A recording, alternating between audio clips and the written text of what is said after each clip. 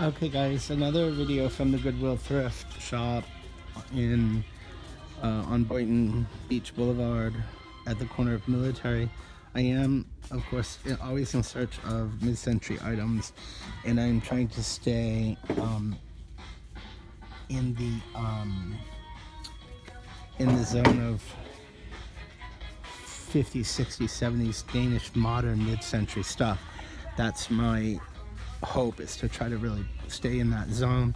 But you do come across things that you like and things that you might want to have for your house, you know, carpets, or I'm looking for a cowskin rug, something that might slip through, and I'm looking for woven yarn rugs like that might be vintage, or fur acrylic rugs, things that are mid-century, like retro pop modern.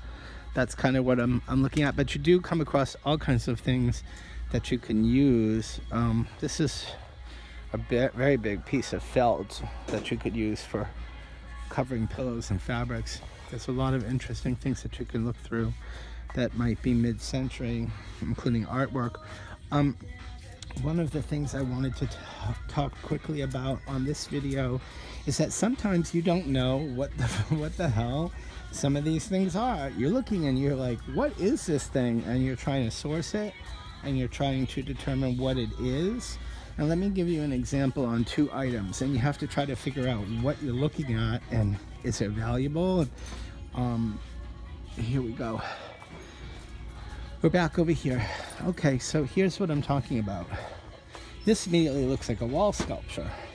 It's very heavy and it's ceramic. Looks like it was a wall hanging. It could be a wall hanging or a sculpture. And as it turns out, if you look at it, and it is very heavy, this is the top of a jar. It's cracked. It's missing its jar. I looked everywhere for the jar, but this is a lid for a very large ceramic jar. So it takes a while to try to figure out what that is, you know? This is, what is this? This is like an organizer of some kind, or perhaps a mail holder, or, well, it wouldn't hold mail that way, but maybe it would hold mail this way. This could be a desk organizer. I think it's a mail holder, and you just don't know. And then sometimes, what are these? These are just, looks like the beads or rocks or stones, and it appears they're not wooden beads, they are stones. These are actually rocks. And as I was searching through, and I asked so many people in the store, hey, what is this for? What do you think this is for?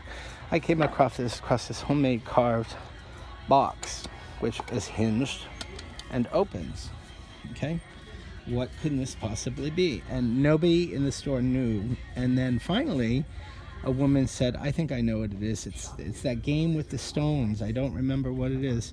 They call it something. I thought it was a bocce ball holder, but bocce balls come in sets of 8 in bocce games. So the player has 8 balls. So this is 6 when it closes. So that wouldn't be a bocce ball holder. It wouldn't be a golf holder, because golf is a really kind of an American game. And this looks like it's Southwestern or Mexican or Indian, or, as it turns out, it's a Mancala board. And it is South African Mancala game board, handmade, hand carved. It sells for about $80 online. I am going to pass on the Mancala board because it is damaged and cracked on the back side. The piece is broken. And as it turns out, you have to look all around the store, because sometimes things go together. And as it turns out, the Mancala board, the stones go with the Mancala board. It's a game with stones. So it's really too bad that it's cracked, because I would have bought it, and it's unfortunate. It sells for about $80 online. It's a Southwestern African Mancala board, handmade, probably made by, you know, in lots and imported into the U.S. It's not of any artist or notoriety. It's not signed, but you have to try to figure out what things are. And sometimes a piece on one side of the store goes with a piece on the other. So you have to investigate and try to put things together and try to figure out what it is you're looking at. So again, another interesting video here from the Goodwill thrift in Boynton Beach.